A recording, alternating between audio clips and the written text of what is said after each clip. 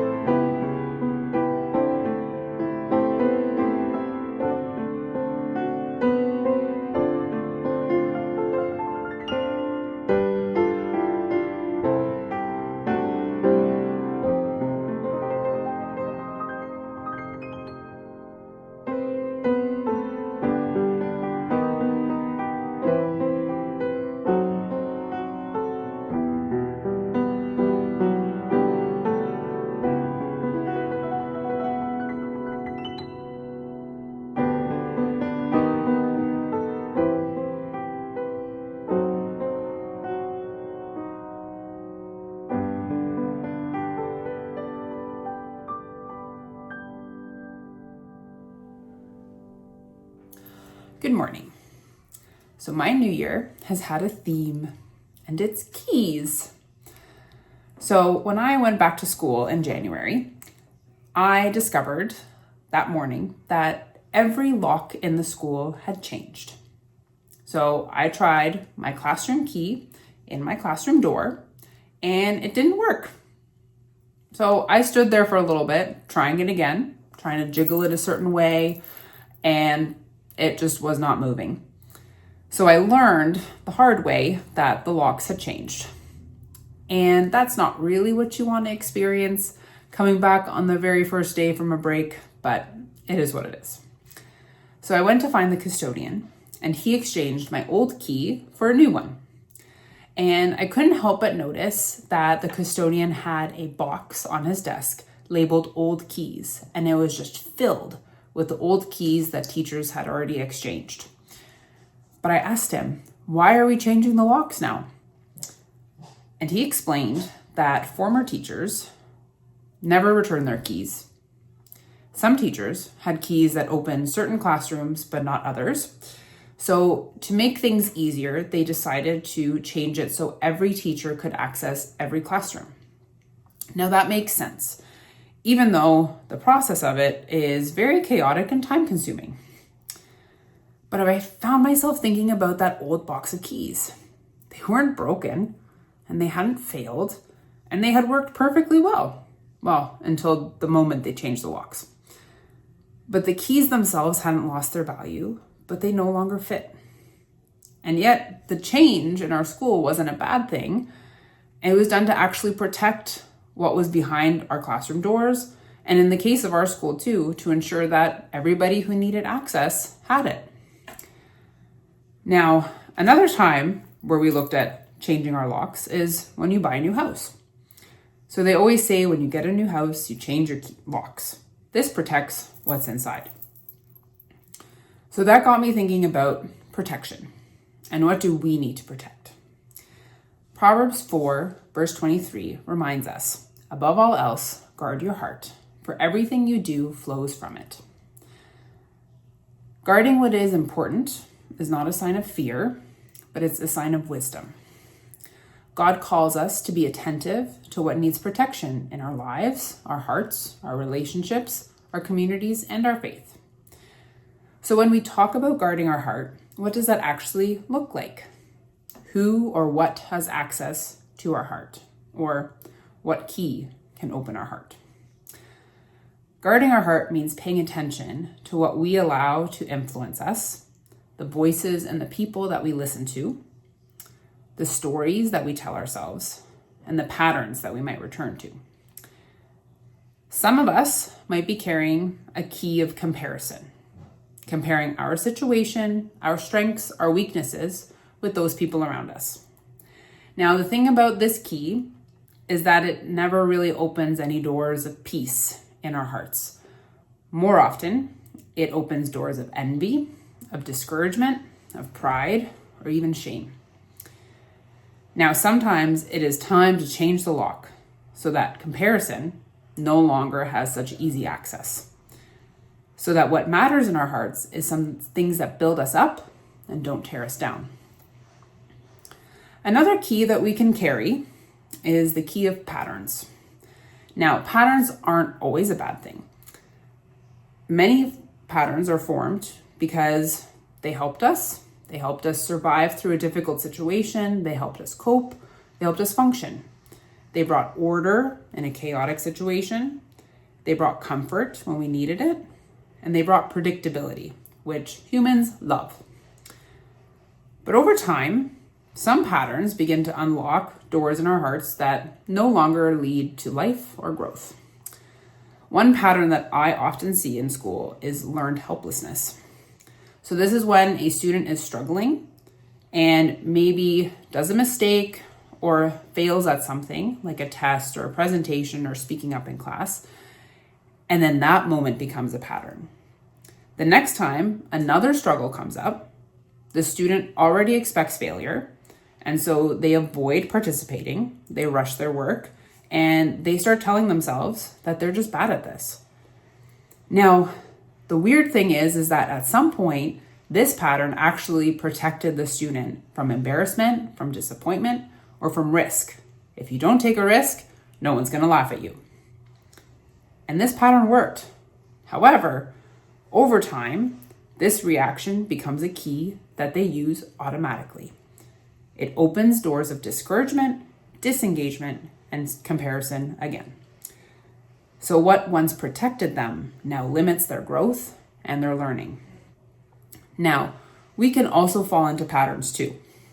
The same habits and patterns of thinking, the same ways that we respond when we're stressed, when we're tired, or when we're afraid. And without realizing it, we're using the same key, not because it's helpful, but because it's familiar. Now in Romans chapter 12, verse 2, it reminds us, do not conform to the pattern of this world, but be transformed by the renewing of your mind. Some patterns might need to be unlearned. Some reactions might need to be changed. And some locks that need to change so that old habits no longer have such easy access into our hearts. So guarding our hearts sometimes means that we have to slow down and ask ourselves, is this pattern still serving me? Does this lead me towards peace or towards chaos? And is this a key that I want to keep using? Changing a lock doesn't mean that we're judging ourselves harshly. It means we're choosing wisdom over familiar habits. And when God invites us into something new, it often begins with that awareness piece. Noticing the pattern that we have carried and gently deciding to reach for a different key.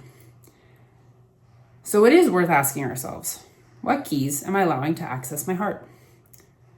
What keys might require a lock change? Scripture also reminds us that for everything there is a season and a time for every matter under heaven. Ecclesiastes chapter 3, verse 1. There are seasons when certain keys fit easily. The roles, the responsibilities that we have, the patterns that we used, and they're the ways that feel natural and right. And then there are the seasons that we need to change those locks.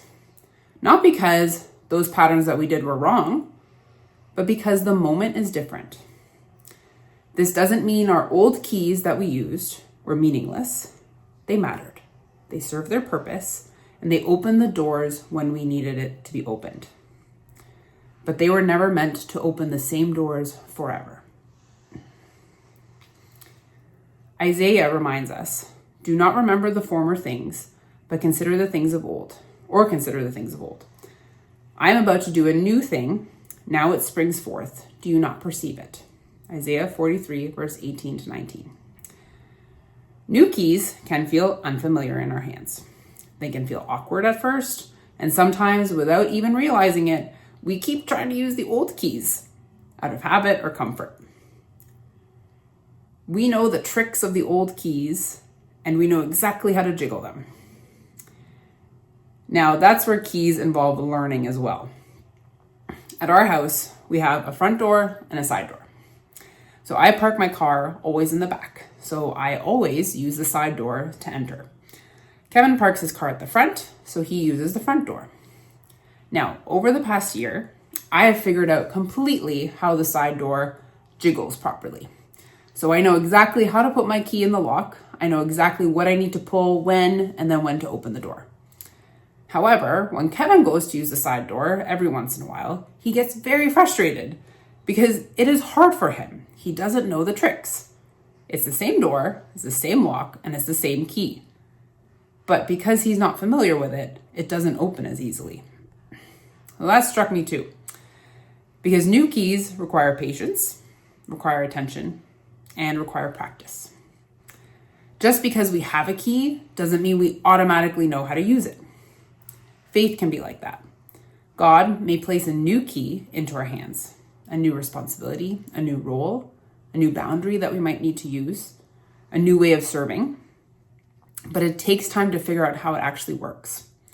What feels natural to one person might feel super awkward and frustrating to somebody else.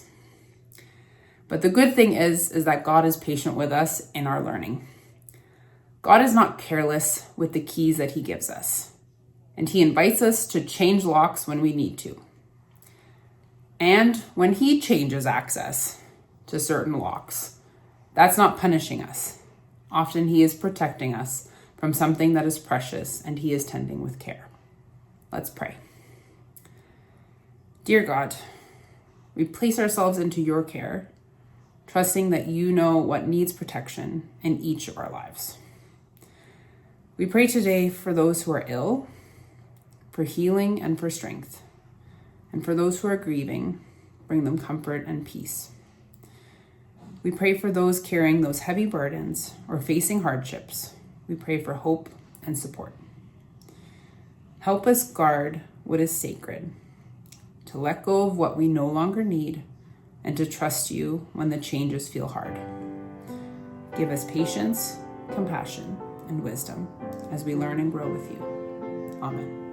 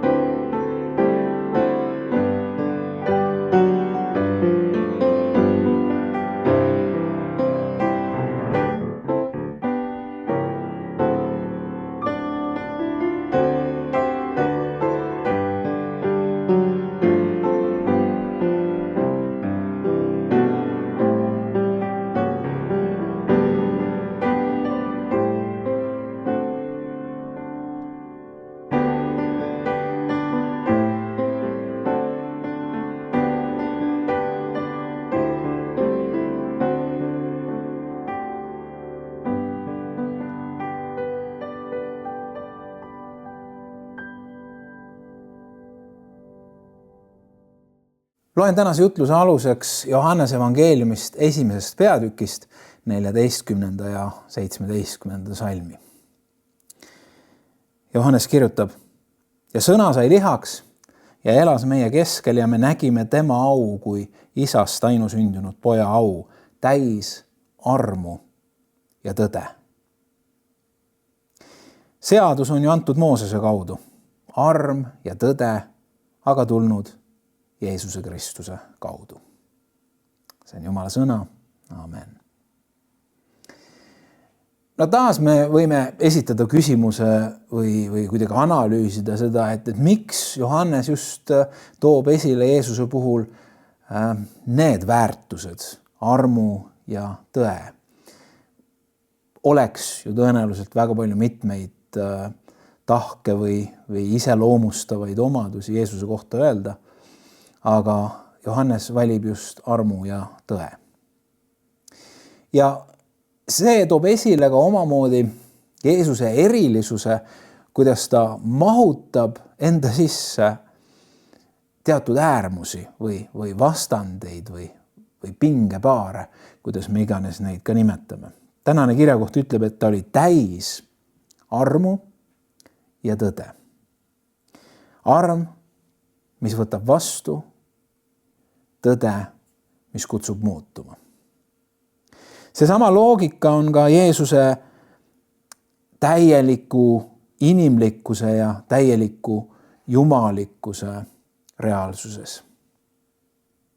Needki mahuvad temasse täielikult. Mitte, et 50% inimene, 50% jumal, vaid 100% ja 100% ja siin meie matemaatika jookseb omadega kokku, meie loogika samuti. Kuidas nii? Aga need näilised vastuolud elavad ja on Jeesuse sees. Ja neid on veel. Jeesus on samaaegselt täiuslikult, absoluutselt püha. Ja püha võiks tähendada ligipääsematut oma pühaduses. Kuid samas muudab ta ennast äärmiselt haavatavaks ja ligipääsetavaks. Tolle vaimulike juhtide jaoks oli ta hämmastavalt ligipääsetav, kättesaadav haigetele, patustele, omamoodi eluheidikutele. Ta oli samaaegselt õiglane ja halastav. See on veidi kattuv sellega, et temas elas arm ja tõde. Õiglus ei ignoreeri pattu. Õiglus nõuab patuga arvestamist, patu esile toomist. Aga halastus ei hävita patust. Jeesuses oli üheaegselt autoriteet ja teenimine. Kõrgeim autoriteet. Mulle on antud kogu meelevald, ütleb Jeesus. Ja seda samas ütleb ta, ma ei tulnud, et mind teenitaks. Ja ta võtab rätiku ja veenõu ja peseb oma jüngrite jalgu. Jeesuses oli ühendatud ülim vägi ja ülim nõrkus. Need imed, kuni üles tõusmiseni välja, see on meelevald, see on mingisugune vägi, mis on ilmselgelt kõrgem ja suurem kui ükski mägi siin maa peal. Ja samas on ta elus teadlik nõrkus, rist, kannatused, osasaamine valusatest emotsioonidest, vaikimine süüdistuste all ja nii edasi. Jumala vägi ilmneb vabatahtlikus nõrkuses Jeesuse elus. Jeesuse elus on kutsuv armastus ja radikaalsed nõudmised. Tulge minu juurde, hüüab Jeesus, ja samas võtke oma rist ja järgige mind. Või kui võtta näiteks kas või Jeesuse mäejutlus, tema põhiline jutlus, siis ta läheb kaugemale kui variserid. Kui variserid on väga kindlad reeglid paika pannud, aga need on enamasti välised, siis Jeesus ei tee tühjaks, ütleb, et nendel pole mitte mingisugust tähtsust, et loomulikult ära mõrva. Aga tead, sa mõrvad juba siis, kui sa ütled oma venna kohta loll või rumal. sa rikud abielu juba siis, kui sa teed seda oma mõtetes. Väga radikaalsed nõudmised ja samas kutsuv armastus. Jeesuses oli üheaegselt kaastunne ja vastandumine või konfrontatsioon. Ta nutab, ta tervendab, ta aitab halastusest, tal hakkas hale meel. Ja samas ta vastandub variseridele, silmakirjalikkusele, kurjusele. Ta ei silita pattu või kuidagi ei hellita seda, aga samas ta ei murra patust. Jeesuses on ühendatud kannatlikkus ja kiire otsustatavus.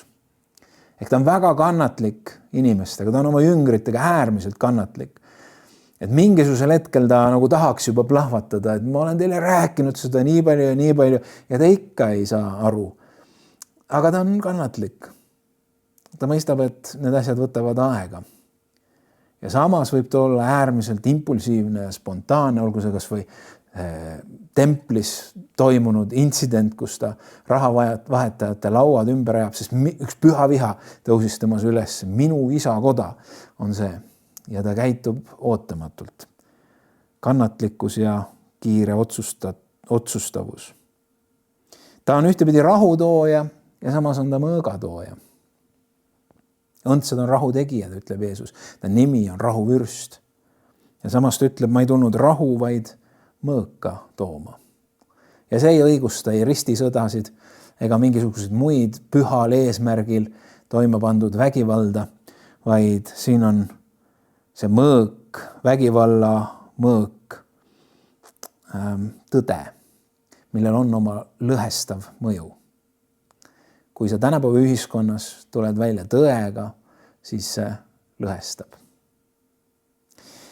Jeesuses on üheaegselt ajatu tõde ja kontekstuaalne tõde. Ehk midagi, mis on absoluutne, midagi on aegade ülene, ta kuulutab igavest tõde. Ja samas räägib ta tähendamissõnadega, mis on seotud konkreetse konteksti, konkreetse aja, konkreetse inimhulgaga, kellele ta seda jagab. Ta suhestub kuulajatega sellel hetkel, selles ajas, see on kontekstuaalne.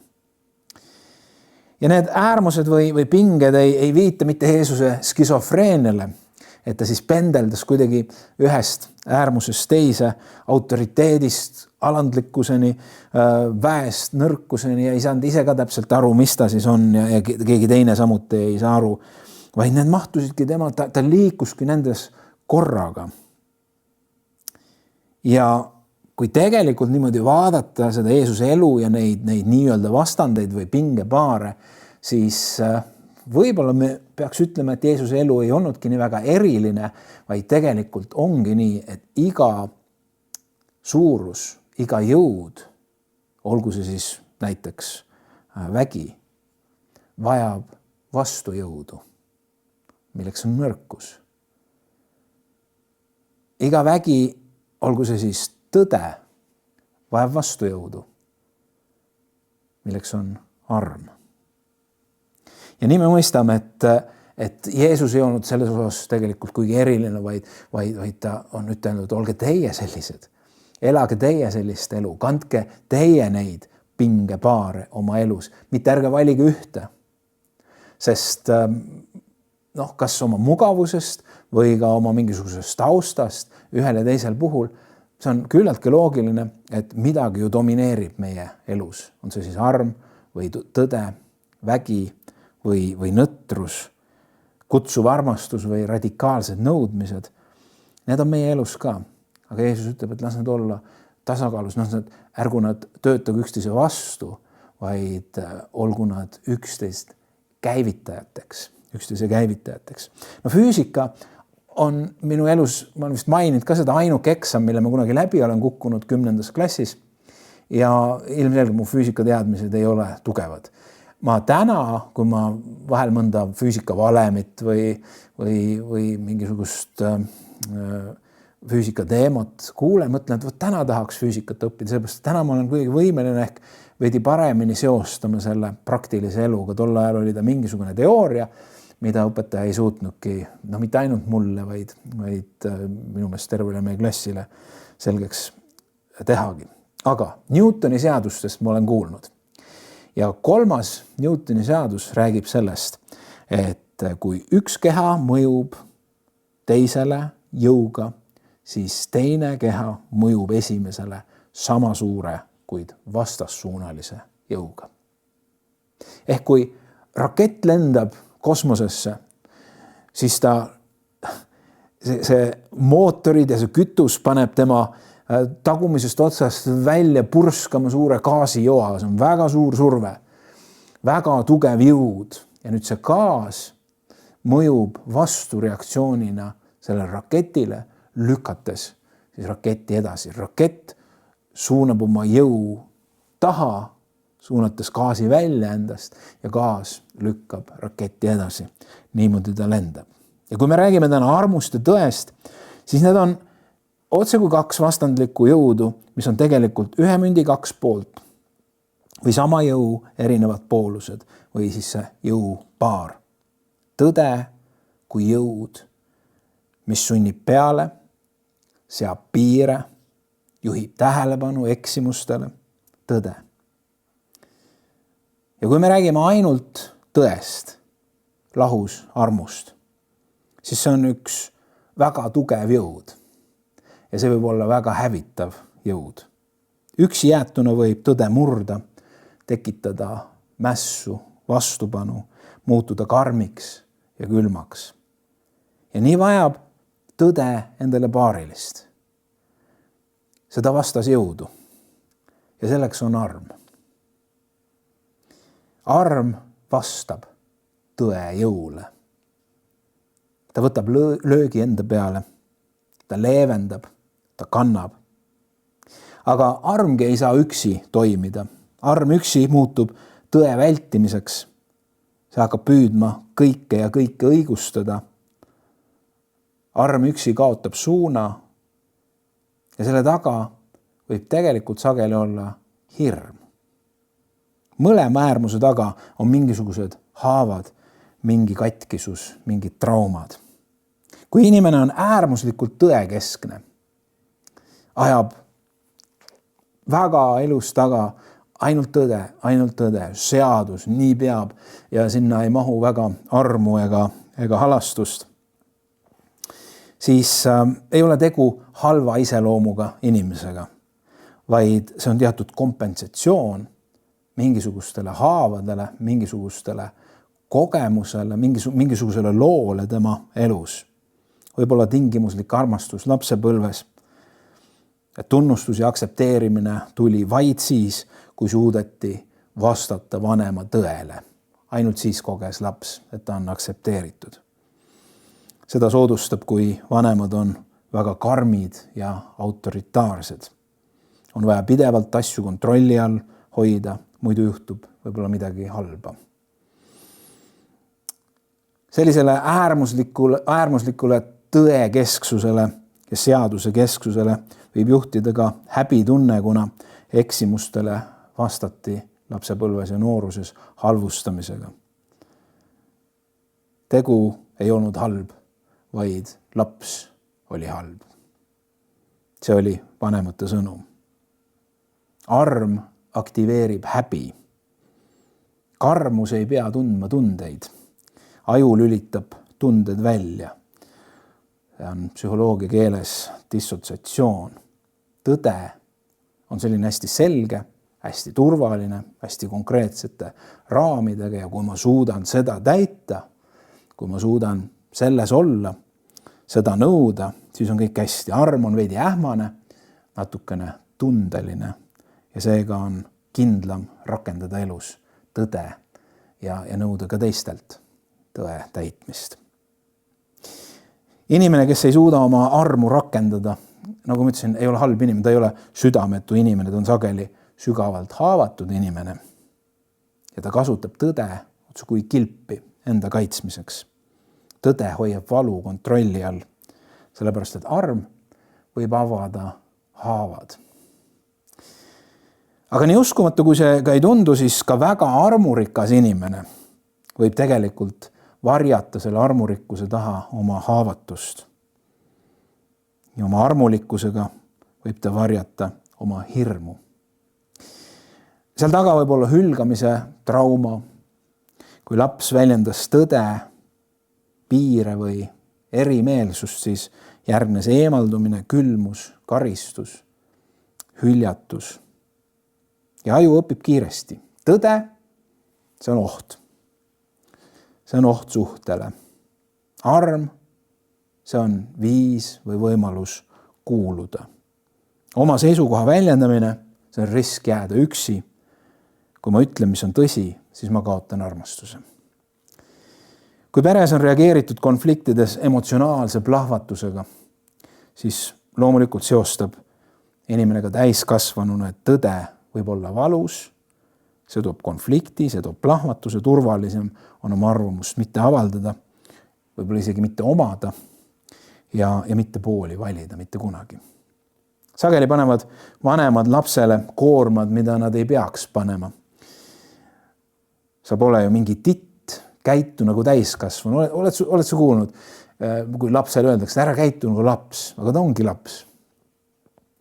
Ja üsna sageli juhtub seda, et vanemad ka oma emotsionaalse suutmatuse, oma eluga hakkama saada, panevad vastutuse lapse peale ja laps peab olema see, kes saab hakkama.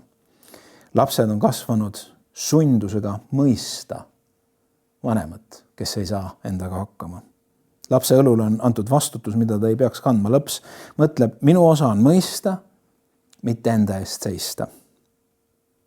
Kogemused, kus tõde ei päästnud, võivad luua inimeses ühe ruumi, kus tekib selline omamoodi fatalism, et midagi pole teha, nii ongi.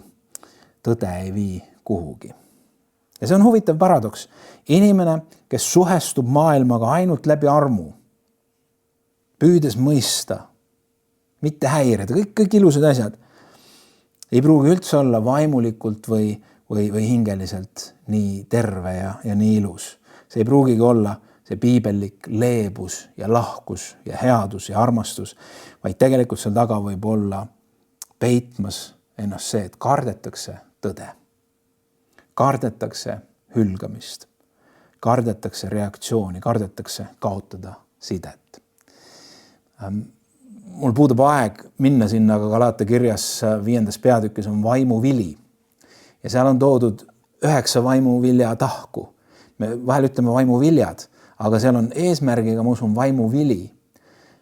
Ehk seda tuleb võtta ühe tervikuna ja seal ka on need erinevad asjad, armastus, rõõm ja rahu, aga on ka enesedistsiplineerimine ja kõik sellised asjad. Ehk siis, kui me võtame selle ühe vaimuvilja osa ja arvan, et mina olen see, mina kannan nüüd seda, mina olen see hästi leebe, siis seal taga võib olla tegelikult see, et neid teisi pooli, näiteks distsipliini, ei suudeta enda elus rakendada ja seega võib see üksinda käsitletuna mitte muutuda vaimuviljaks, vaid hoopiski mingisuguseks muuks viljaks. Ehk siis see on tervik, kus need erinevad vaimuvilja osised või pooled toetavad üksteist ja täpselt nii on ka nende äärmustega, kus tõde ja arm, me ei saa neid eraldi võtta. Ja kui me keskeneme ühesse, siis me ühel või teisel moel teeme haiget iseendale või kellelegi teisele. Nad peavad toimima koos. Üks peab toitma teist, üks peab mõnes mõttes ka taltsutama teist. Nii me näeme, et tõe äärmus kardab armu, sest see on liiga ummäärane, see seostub liiga palju tunnetega ja armu äärmus kardab tõde, kardab piire. Kas siis isegi omada või rääkimata sellest, et neid kuidagi välja jagada.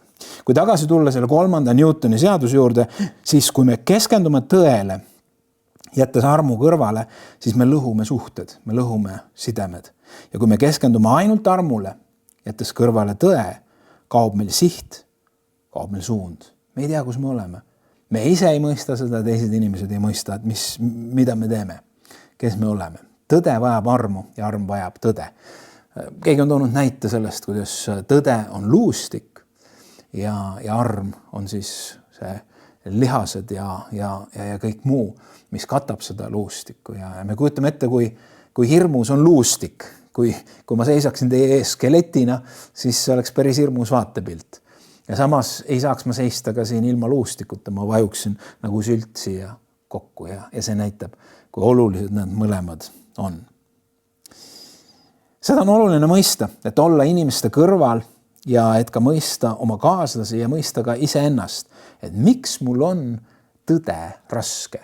Võib-olla tõde enda kohta väga raske kuulata, see alati tekitab mingisuguse, võib-olla tekitab plahvatuse või see viib mind väga masendusse, kui ma kuulen mingit tõde enda kohta või ka miks mul on raske tõde jagada teistele.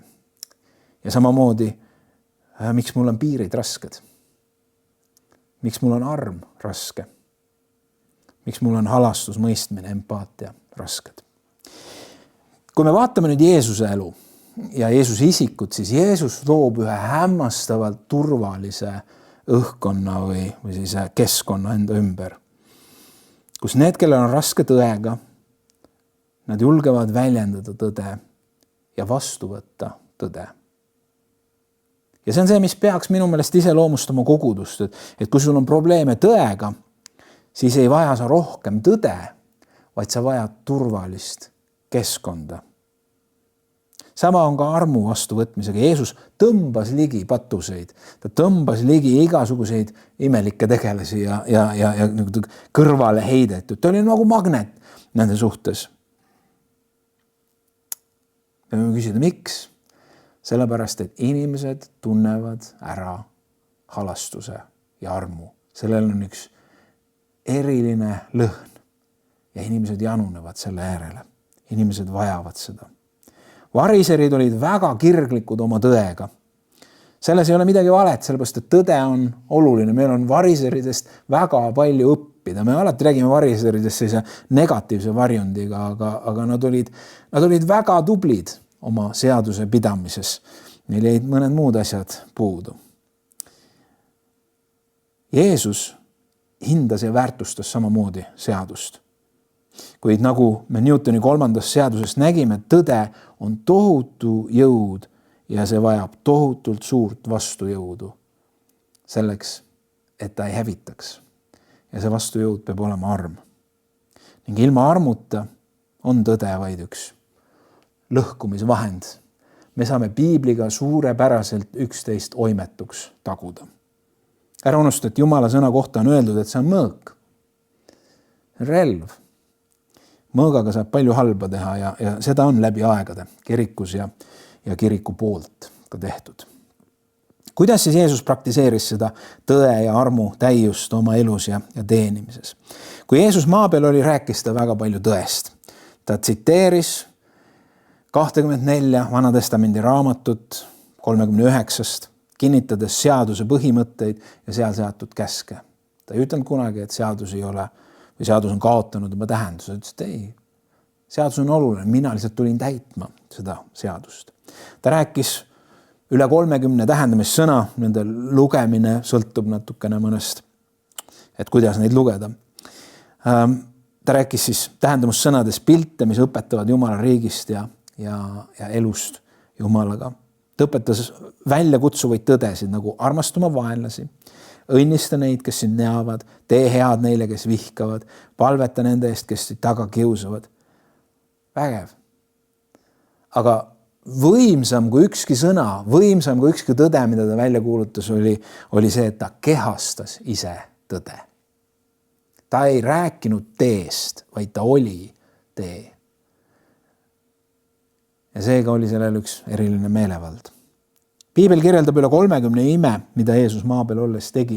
Ta oli kaastundlik, ta oli lahke, ta oli empaatiline, ta oli halastav, ta teenis haigeid, nõrku, kurbi, jagas armastust ja halastust üle tolle aja nagu normaalsuse piiride, kui mõtelda kas või pidalitõbiste puudutamine ja nii edasi. Ta tõi armuga lahenduse meie patu küsimusele. Ta teadis, et inimkond vajab päästet ja seepärast läks ta ristile, ta andis oma elu. Ja keegi on ütelnud see, et kõige täiuslikum koht, kus me näeme, kus tõde ja arm kokku saavad, on just nimelt Jeesuse rist. ta oli täis armu ja tõde. Tõde ütles, patt peab saama karistuse. Ja arm ütles, ma lähen ise sinna ristile. Ma toon mõned näited, kus Jeesus praktiseeris tõe ja armu koos toimimist. Mees Betseda tiigi ääres. Aastakümneid olnud seal ja tal ei olnud halvatud, tal ei olnud võimalust minna sinna tiiki, kus ingel käis vett segamas ja seal pidi olema esimene, et sisse pääseda, siis sai terveks. Ja Jeesus on seal ja ta ütleb, tõde ütleb, ära tee enam pattu, et sinuga ei juhtuks midagi hullemat või teistpidi võttes. Ta kõigepealt jagas armu ja ütles, tõuse üles, võta oma kanderaam ja kõnni. Arm. Ta sai terveks. Ja siis ütles, ära tee enam pattu, et sinuga juhtuks midagi hullemat. Abielu rikkumiselt tabatud naine, väga eriline ja nagu reljeefne näide selle kohta, kuidas arm ja tõde koos toimivad. Arm ütleb, ega minagi ei mõista sind hukka. Ja tõde ütleb, ära tee enam pattu. Mine ja ära tee enam pattu. Sürofoniike naine, kes otsis abi Jeesuselt. Jeesus ütleb tõe, ei ole õige võtta laste leiba ja visata seda koerakestele, päris karmilt öeldud. Ja samas arm ütleb, naine, sinu usk on suur, sündigu sulle, nagu sa tahad. Kapernauma kuninglik ametnik, kes tuli, et otsida abi oma pojale. Tõde ütleb, kui te ei näe tunnustähti ega imesid, ei usu te iialgi. Taas, keegi tuleb, palub eestpalvet. Ja Jeesus ütleb, te tulete, te tahate imesid kogu aeg. Kui te ei näe tunnustähti ega imesid, ei usu te iialgi. Aga see ei jää sinna, vaid arm vastab selle peale, mine ja su poeg elab. Jeruusalemm, tõde kuulutab Jeruusalemmale hukatust. Arm nuttis Jeruusalemma pärast ja kuulutas päeva, mil teda tervitab, mil linn teda tervitab ja ütleb, õnnistatud olgu see, kes tuleb issanda nimel. Evangeelne sõnum Uues Testamendis. Tõde ütleb, kes pojale ei allu, ei näe elu, vaid Jumala viha jääb tema peale. Arm ütleb, kes usub pojasse, sellel on igavene elu. Need on vaid mõned näited, kuidas Jeesus toimis nagu paralleelselt, mitte vastandades, aga paralleelselt tões ja armus. Chris Hodge on ütelnud, arm ilma tõeta on mõttetu. Tõde ilma armuta on lihtsalt julm, aga arm ja tõde koos on ravim. Max Lucado on kirjutanud raamatus In the Grip of Grace, arm ei lahjenda tõde, arm annab meile julguse tõele otsa vaadata. Ja Henry Nouwen on ütelnud, armu ja tõe ristumine Jeesuses on koht, kus inimene saab olla siiralt märgatud ja samal ajal siiralt armastatud. Just seal algab tõeline tervenemine. Siiralt märgatud. Ma tean, milline sa oled. Sa ei saa mind üllatada. Ja siiralt armastatud. Aga vaatamata sellele, et ma tean. Ma tean sinu mineviku eksimisi, ma tean sinu praeguseid mõtteid ja motivatsioone. Ma tean ka sinu tuleviku langemisi. Aga ma armastan sind. Ja nüüd see küsimus ongi see, et kas kogudus on see koht, meie, Jeesuse järgijad, Jeesuse moodi olijad, kristlased, kus me julgeme olla need, kes me oleme. Või on kogudus see koht, kus me alati peame mingisuguse välja kujunenud standardile, tõele vastava maski ette panema, et me leiaks aktsepteerimist, et me ei kogeks hukkamõistu, et me ei kogeks kõrvale jätmist, et me ei kogeks halvaks panu. Minu meelest on see revolutsiooniline, see on hämmastav ja maailmast nii palju eristuv koguduse juures, mida Jeesus oma eluga õpetab, et sa ei pea kartma seda, kes sa oled, sest ma tunnen sind niikuinii. Aga vaatamata sellele, et ma tunnen sind, ma armastan sind. Ma tahan tõmmata sind enda ligiollu, et sa võiksid terveneda. Sa ei pea kartma tõde enda kohta. Sest seal, kus on tõde, seal on alati ka arm. mis annab sulle ühe võimaluse välja tulla ka kõige pimedamast reaalsusest, mida tõde ilmutab. Arm on alati suurem. Arm on alati väelisem kui ükskõik milline tõde. Kas see pole hea sõnum? Ma lõpetan ühe lauluga. Nimelt ma otsisin koolis lastega laulmiseks ühte pop-hitti aastast 2025. Vaatasin Billboardi edetabelit. Ega ma sealt väga palju laule ei tundnud. Ega ma seda laulu ka ei teadnud. Aga seda siis sirvides vaatasin pealkiri Bloodline. Tundus huvitav, vaatasin teksti ja ma hämmastusin, kui hea tekst. Enamasti popmuusikal on kas lihtsalt labased tekstid või väga mõttetud tekstid. I love you, you love me, you don't love me anymore, I am very sad. 90% lauludest on umbes sellised. Aga see laul Bloodline. Ja see rääkis perekondlikust pärandist. Ja ma sain lastega koolis või noortega pikalt rääkida ka sellel teemal. Ja see on üks väga lootusrikas laul, sellepärast, et on mingisugused mustrid, mis perekondlikult käivad põlvkondadest põlvkonda ja need võivad väga halvad asjad olla.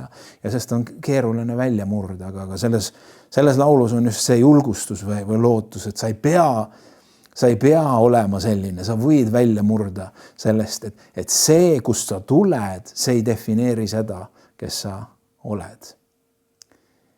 Ja see on väga julgustav kristlikus kontekstis, kogu evangeelium sellest ka räägib. Loomulikult meie päritolu, see seljakott, mis me kaasa saame, see mõjutab. Aga me võime olla mustritest välja murdjad. See, kus sa tuled, ei ole see, kes sa oled. Ja iga kristlane peab seda hoolsasti meeles pidama.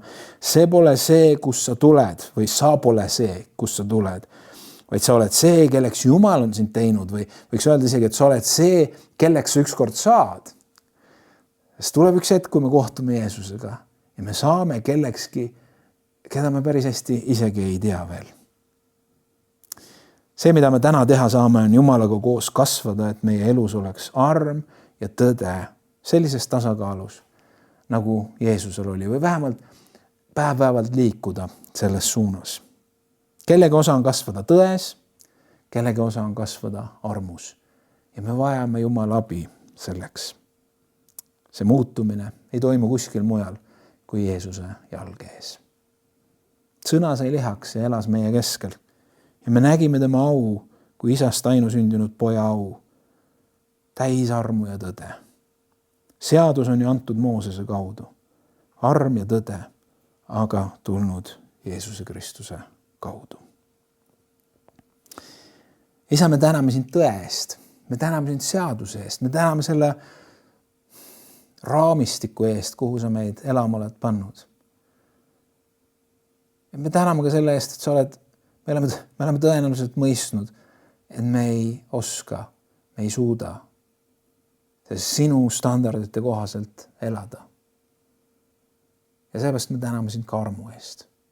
Mitte lihtsalt armu eest, mis kustutab selle meie saamatuse, kustutab meie vead, vaid armu eest kasvada sinu sarnasusse. Armu eest elada ühe lootusega. Armu eest liikuda sinule lähemale, mitte sinust eemale. Armu eest võita kiusatusi. Armu eest läbi minna pimedamatest paikadest. Armu eest, mis aitab meil murda mustreid, mis on vaja murda. Selleks, et sinu au võiks saada suureks. Läbi meie elu. See on õnnista igat vaatajat ja kuulajat. Ja aita meil olla täis armu ja tõde. Amen.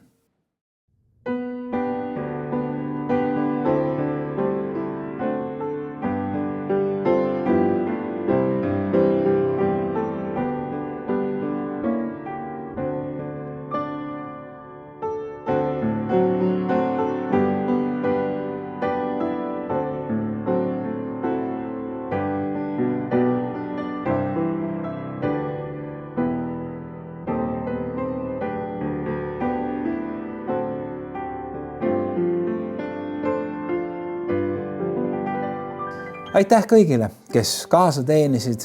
Aitäh, et sa vaatasid. Aitäh, kui sa oled eestpalvetaja ja koguduse töö toetaja.